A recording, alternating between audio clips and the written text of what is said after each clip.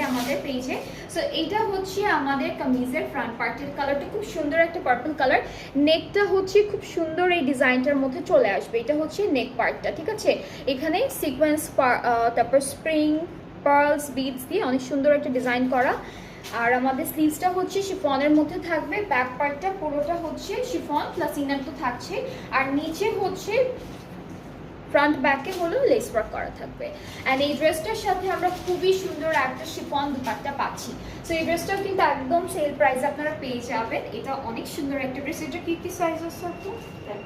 Medium, শুধুমাত্র medium সাইজটা আছে। সো আচ্ছা, এটা 42 এর মতো আসবে, 40 থেকে 42 এর মধ্যে আসবে এটার মেজারমেন্টটা। লেন্থ অনেক আছে, লেন্থ কিন্তু অনেক আছে। সো এটার প্রাইসটা আমি বলে দিচ্ছি, প্রাইসটা হচ্ছে 4800। এটার প্রাইসটা হচ্ছে